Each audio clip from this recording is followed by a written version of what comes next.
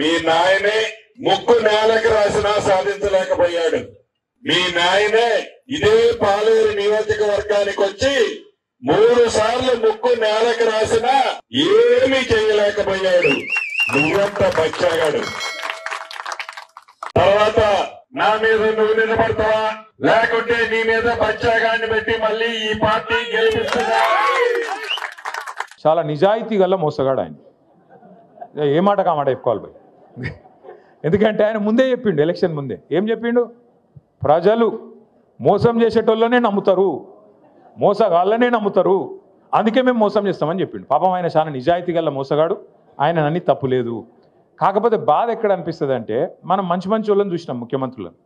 ఓ చంద్రబాబు నాయుడుని చూసినాం, ఇదే రాష్ట్రంలో మనందరం చూసినాం. ఓ ఎన్టీ రామారావుని చూసినాం, తర్వాత అటెనక రాజశేఖర రెడ్డి సార్ని చూసినాం, రోషయ్య గారిని చూసినాం, కేసీఆర్ గారిని చూసినాం. పెద్ద పెద్ద మనుషులను చూసినాక ఇలా రేవంత్ రెడ్డిని చూస్తుంటే ఎక్కడో అజం అవుతలేదు. ఏమిటికంటారా? నాకేం పగలేదు, పంచాయతీ లేదు. ఏమిటికంటారా? ఎవడన్నా ముఖ్యమంత్రి నేను సెక్రటేరియట్లో లంకె బిందెలు ఉంటాయని కొని వచ్చిన భయ్. లంకె బిందెలు ఉంటాయి సెక్రటేరియట్లో. లంకె బిందెల కోసం ఎవడు తిరుగుతాడు?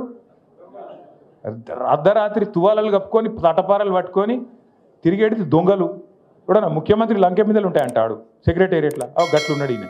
రెండోది నేను అడుగుతా, ఇప్పుడు ఈ అర్రల ఈ రూమ్లో ఎవరన్నా అప్పు లేని వాళ్ళు ఉన్నారా? అప్పు ఖర్జా नहीं है सो आदमी कोई है यहाँ पे है तो हाथ उठाओ.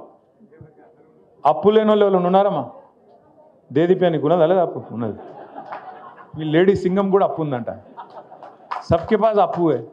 అప్పు లేని వాళ్ళు ఎవడు ఉన్నాడు? మా సుధీర్ అన్న కూడా ఉంది అప్పు. ఎందుకంటున్నా అంటే వెంకటేశ్వర స్వామి గుడి ఉంది రా భయ్, మా వాళ్ళకి లేక దేవుని గుడి ఉంది.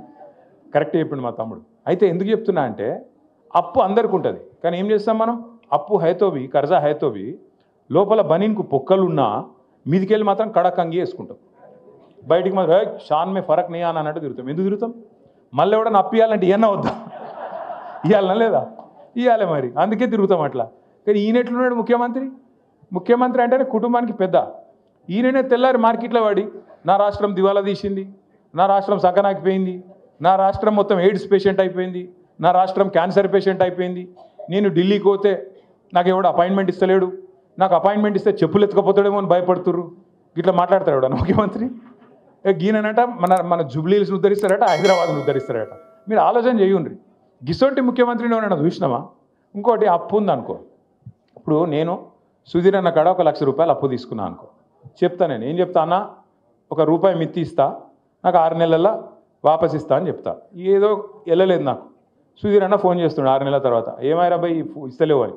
ఓ 2 సార్లు ఫోన్ ఎత్తుతా, 3 సార్లు ఫోన్ కట్ చేస్తా, I'm not accessible, not reachable అని పెడతా. పెట్టినాక ఓ రోజు సుధీర్ అన్న వచ్చి పట్టుకుంటాడు. అరే ఏం దొరుకుతలేవు, ఏం సంగతి రాబాయ్ అని పట్టుకుంటాడు. పట్టుకున్నాక ఏం చేయాలి నేను? అరే కాదన్న దండం పెడతాను, ఏమనుకోక జర వెళ్తలేదు, ఇంకో నెలాగి ఇస్తా అని చెప్తా. కానీ ఈ ముఖ్యమంత్రి ఎట్లున్నాడు తెలుసా? ఎలక్షన్ల ముందు వాగ్దానాలు చేసినావు కదా, అడ్డమైన వాగ్దానాలు ఇచ్చినావు కదా, మరి ఏమాయబాయి నిలబెట్టుకుంటలేవు అని మేము అడిగితే ఏమంటుండే తెలుసా? ఏం చేస్తారు, నన్ను కోసుక తింటారా? కోసుక తినడానికి నువ్వేమన్నా సేపువా మామిడికాయవా? ఎవడు కోసుక తింటాడు? ఏం కోసుక తింటాడు? అంటే గంత గిట్లాంటి మాటలు మాట్లాడే ముఖ్యమంత్రి నా జీవితంలో అయితే నేను చూడలేదు. పెద్ద పెద్ద వాళ్ళని చూసినాం, మంచి మంచి వాళ్ళని చూసినాం. ఇస్తుంటే అంటే ఎంత జూటబాజ్ మాటలు, ఎంత ధోకేబాజ్ మాటలు అంటే కాంగ్రెస్ వాళ్ళవి. మీరు నమ్మలే ఇవ్వరు.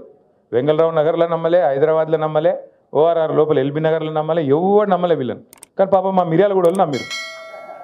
మా భాస్కర్ అన్న కూడా కొట్టిరు. ఆయన భాస్కర్ అన్న చాలా మంచోడు, ఆయన సొంత పైసలు ఖర్చు పెట్టుకొని ప్రజలకు సేవ చేసే మనిషి ఆయన. పాపం ఆయన ఎందుకు ఓడగొట్టిరు? ఎందుకు ఓడగొట్టిరంటే వాళ్ళకి పాపం ఇలా అర్థం లేదు, తాత్పర్యం లేదు, మోసపోయినరు. మోసపోయి నిన్ననే చూసిన వార్త నేను, నాకు చాలా ఆశ్చర్యం అనిపించింది. రాష్ట్రం అంతటా ఇలా యూరియా కోసం లైన్లు కనబడుతున్నాయి, మీరు చూస్తుర్రా? అంటే మీరందరూ ఎవరు వ్యవసాయం చేసే వాళ్ళు లేరు, కానీ వ్యవసాయ కుటుంబంకి వెళ్ళి వచ్చిన వాళ్ళు ఉంటారు కదా.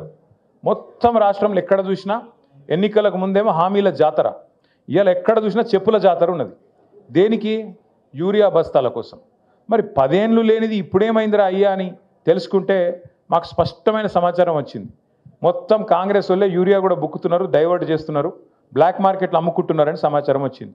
నేను నిన్నగాక మొన్న గద్వాల పోయినా, గద్వాలలో చెప్పిన నేను, కాంగ్రెస్ వాళ్ళే యూరియా మొత్తం డైవర్ట్ చేస్తున్నారు, కాంగ్రెస్ వాళ్ళే యూరియాని బ్లాక్ మార్కెట్లో దందా చేస్తున్నారు, రైతులకు అందకుండా చేస్తున్నారు అని చెప్తే నన్ను నిన్నవాడు కాంగ్రెస్ వాడు తిట్టిండు. యూరియా అని అంటావా నువ్వు, అట్లా ఇట్లా డామ్ డుసుకొని తిట్టిండు.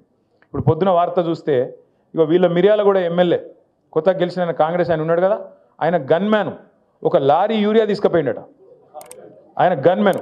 మరి గన్మెనే లారీ యూరియా తీసుకపోతే ఎమ్మెల్యే ఎంత ఎత్తుకపోవాలి? ఇక మరి మీరు ఒక లారీ లోడ్ గన్మెన్ ఎత్తుకపోతే ఎమ్మెల్యే సాబ్ కనీసం ఒక గోదామని ఎత్తుకపోవన్నా వద్దా?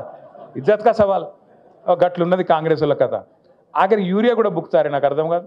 అది కూడా తింటారా? రైతుల నోటికాడి ముద్ద గసంటోళ్ళు కాంగ్రెస్ వాళ్ళు. ఇక వాళ్ళు చెప్పిన అబద్ధాలు ఇని ఇప్పుడు వస్తారు మళ్ళీ గంగలరావు నగర్కి. తుమ్మల నాగేశ్వరరావు వస్తారు, పెద్ద మనిషి మంత్రి కాబట్టి ఆయన కొద్దిగా వజూదు ఉంటుంది, ఏమని చెప్తే మన వజన్ ఉంటుందేమో అని మనం అనుకుంటాం.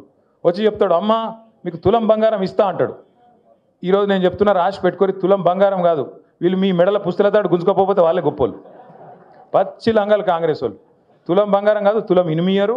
మీ మెడల పుస్తలతాడు కూడా జాగ్రత్తగా పెట్టుకోరాలి వచ్చినప్పుడు, ఎందుకంటే మంచోళ్ళు అయితే కాదు. ఇంకెన్ని మాటలు చెప్పారు మీకు? 4000 పెన్షన్ ఇస్తాం, 2000 కాదు 4000. కేసీఆర్ ముసలమ్మకి ఇస్తున్నాడు, లేకపోతే ముసలాయికి ఇస్తున్నాడు, మేము ఇద్దరికి ఇస్తాం, ఇద్దరు కంపల్సరీ ఇస్తామన్నారు. వచ్చినాయా మరి 4000? 22-23 నెలలు అయిపోయాయి. 4000 పెన్షన్ పత్తలేదు, 2,500 యాదికి లేదు. ఆ రోజు డైలాగ్ కొట్టిండి పెద్ద మనిషి డిప్యూటీ సీఎం బట్టి విక్రమార్క. ఒక ఆయన పాపం టీవీలో అడిగిండు బట్టి విక్రమార్క గారిని, అయ్యా మరి మీరు చెప్పే హామీలు వింటుంటే మొత్తం 420 హామీలు అయినాయి, 420 హామీలు అయినాయి, మరి ఇవన్నీ కూడితే ఒక 5-6 రాష్ట్రాల బడ్జెట్ సరిపోదు, యాడికెళ్ళి ఇస్తావా పైసలు అన్నాడు. ఏమన్నాడు ఎరికేనా ఆయన? మేము కాంగ్రెస్ వాళ్ళం ఏమనుకున్నారు మీరు? మేము 125 సంవత్సరాల చరిత్ర మాది, ఒక్కొక్కరు 6-6 ఫీట్లు ఉన్నాం మేము. కేసీఆర్ బక్కగున్నాడు, మేము దొడ్డుగున్నాం, మంచి తెలివితేటలు పుష్కలంగా ఉన్నాయి మాకు. మేము మొత్తం ఎట్లా ఆదాయం ఎట్లా పెంచాలి, ఎట్లా ఆదాయం పంచాలి అవన్నీ మేము చూస్తాం. కొత్త అప్పులు చేయం, సంపద పెంచుతాం, అందరికి ఇచ్చిన హామీలు నిలబెట్టుకుంటాం, 100 రోజుల్లోనే 6 గ్యారంటీలు అమలు చేస్తాం, ఇగో బాండ్ పేపర్ మీద కూడా రాసిస్తున్నాం అన్నాడు. ఇవాళ మీరు చూసింటారు పేపర్లో వార్త వచ్చింది.